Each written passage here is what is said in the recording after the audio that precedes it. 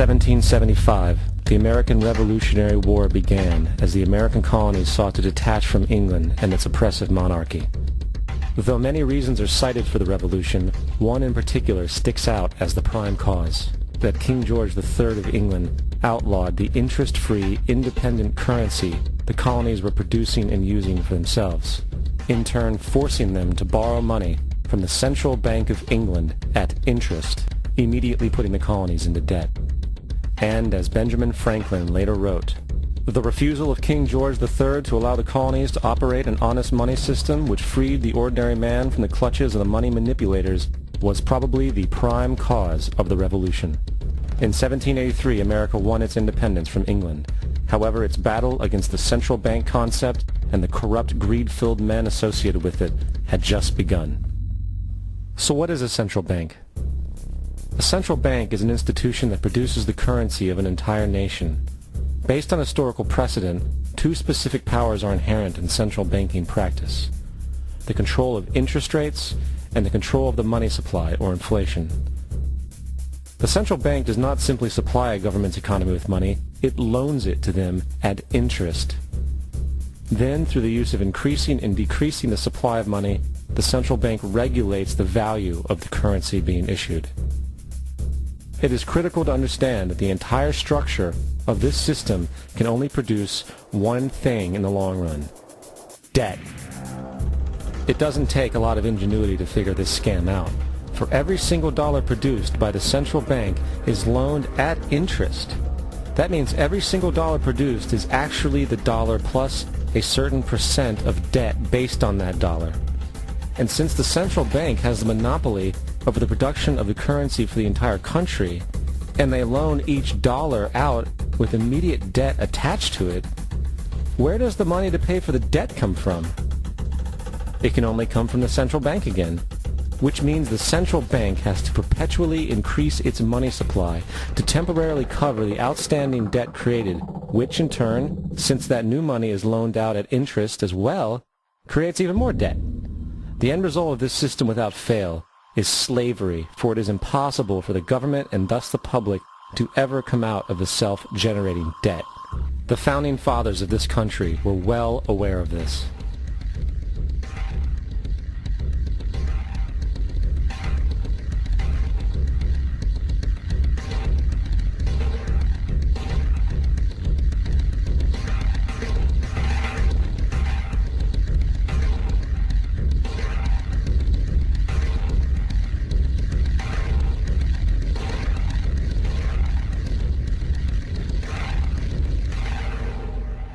By the early 20th century, the U.S. had already implemented and removed a few central banking systems, which were swindled into place by ruthless banking interests.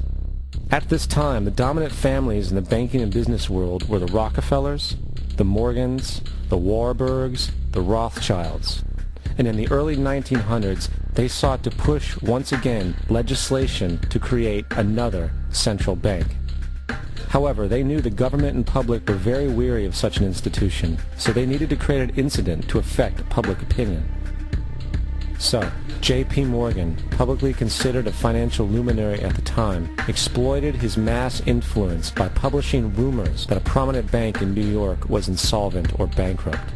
Morgan knew this would cause mass hysteria, which would affect other banks as well. And it did.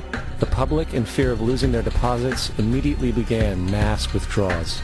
Consequently, the banks were forced to call in their loans, causing the recipients to sell their property, and thus a spiral of bankruptcies, repossessions, and turmoil emerged. Putting the pieces together a few years later, Frederick Allen of Life magazine wrote, "The Morgan interests took advantage to precipitate the panic, guiding it shrewdly as it progressed." Unaware of the fraud, the Panic of 1907 led to a congressional investigation headed by Senator Nelson Aldrich, who had intimate ties to the banking cartels and later became part of the Rockefeller family through marriage. The commission, led by Aldrich, recommended a central bank should be implemented so a panic like 1907 could never happen again. This was the spark the international bankers needed to initiate their plan. In 1910, a secret meeting was held at a J.P. Morgan estate on Jekyll Island off the coast of Georgia. It was there that the central banking bill called the Federal Reserve Act was written. This legislation was written by bankers, not lawmakers. This meeting was so secretive, so concealed from government and public knowledge that the 10 or so figures who attended disguised their names when en route to the island. After this bill was constructed, it was then handed over to their political frontman, Senator Nelson Aldrich, to push through Congress.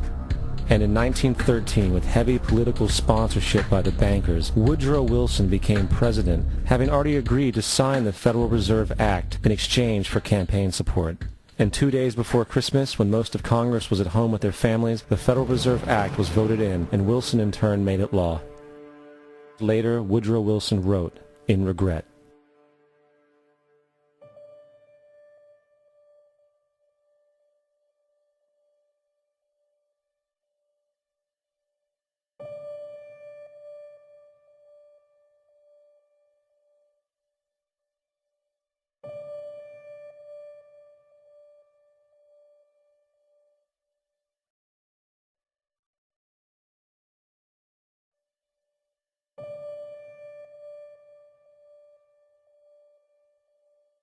Congressman Louis McFadden also expressed the truth after the passage of the bill. A world banking system was being set up here, a superstate controlled by international bankers, acting together to enslave the world for their own pleasure. The Fed has usurped the government. Now, the public was told that the Federal Reserve System was an economic stabilizer, and inflation and economic crises were a thing of the past. Well, as history has shown, nothing is further from the truth. The fact is, the international bankers now had a streamlined machine to expand their personal ambitions. It's alive! It's alive! It's alive! For example, from 1914 to 1919, the Fed increased the money supply by nearly 100%, resulting in extensive loans to small banks and the public. Then, in 1920, the Fed called in mass percentages of the outstanding money supply, thus resulting in the supporting banks having to call in huge numbers of loans, and, just like 1907, bank runs, bankruptcy, and collapse occurred. Over 5,400 competitive banks outside of the Federal Reserve System collapsed, further consolidating the monopoly of a small group of international bankers. Privy to this crime, Congressman Lindbergh stepped up and said in 1921, "Under the Federal Reserve Act, panics are scientifically created. The present panic is the first scientifically created one, worked out as we figure a mathematical equation." However, the panic of 1920 was just a warm-up. From 1921 to 1929, the Fed again increased the money supply, resulting once again in extensive loans to the public and banks. There was also a fairly new type of loan called a margin loan in the stock market. Very simply, the margin loan allowed an investor to put down only 10% of a stock's price, with the other 90% being loaned through the broker. In other words, a person could own $1,000 worth of stock with only $100 down. This method was very popular in the roaring 1920s, as everyone seemed to be making money in the market. However, there was a catch to this loan. It could be called in at any time and had to be paid within 24 hours. This is termed a margin call, and the typical result of a margin call is the selling of the stock purchased with the loan. So, a few months before October in 1929, J.D. Rockefeller, Bernard Baruch, and other insiders quietly exited the market, and on October 24, 1929, the New York financiers who furnished the margin loans started calling them in masse. This sparked an instantaneous, massive sell-off in the market, for everyone had to cover the margin loans. It then triggered mass bank runs for the same reason, in turn collapsing over 16,000 banks, enabling the conspiring international bankers to not only buy up rival banks at a discount, but to also buy up whole corporations at pennies on the dollar. It was the greatest robbery in American history. But that didn't stop there. Rather than expanding the money supply in order to recover from this economic collapse, the Fed actually contracted it, fueling one of the largest depressions in history. Once again outraged, Congressman Louis McFadden, a longtime opponent of the banking cartels, began bringing impeachment proceedings against the Federal Reserve Board, saying of the crash and depression, "It was a carefully contrived occurrence. International bankers sought to bring about a condition of despair so that they might emerge the rulers of us all." Not surprisingly, and after 2 previous assassination attempts, McFadden was poisoned at a banquet before he could push for the impeachment. Now, having reduced the society to squalor, the Federal Reserve bankers decided that the gold standard should be removed. In order to do this, they needed to acquire the remaining gold in the system. So, under the pretense of helping to end the Depression, came the 1933 gold seizure. Under the threat of imprisonment for 10 years, everyone in America was required to turn in all gold bullion to the Treasury, essentially robbing the public of what little wealth they had left. And at the end of 1933, the gold standard was abolished. If you look at a dollar bill from before 1933, it says it is redeemable in gold. You look at a dollar bill today, it says it is legal tender, which means it is backed by absolutely nothing. It is worthless paper.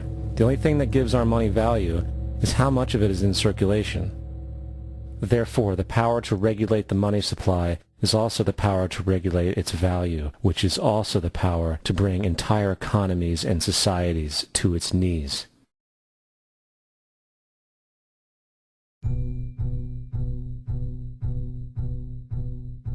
It's important to clearly understand the Federal Reserve is a private corporation. It is about as Federal Express. It makes its own policies and is under virtually no regulation by the U.S. government. It is a private bank that loans all the currency at interest to the government, completely consistent with the fraudulent central banking model that the country sought to escape from when it declared independence in the American Revolutionary War. Now, going back to 1913, the Federal Reserve Act was not the only unconstitutional bill pushed through Congress. They also pushed the federal income tax. It's worthwhile to point out that the American public's ignorance towards the federal income tax is a testament to how dumbed down and oblivious the American population really is. First of all, the federal income tax is completely unconstitutional, as it is a direct, unapportioned tax. All direct taxes have to be apportioned to be legal based on the Constitution. Secondly, the required number of states in order to ratify the amendment to allow the income tax was never met, and this has even been cited in modern court cases.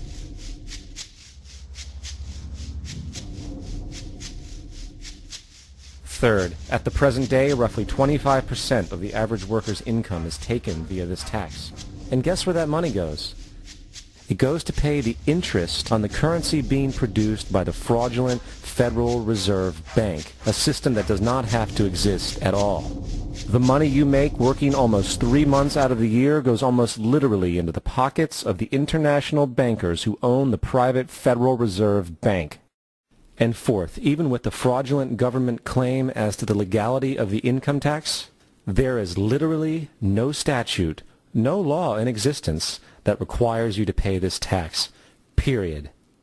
I really expected that, of course there's a law that you can point to in the law book, the code, that requires you to file a tax return. Of course there is.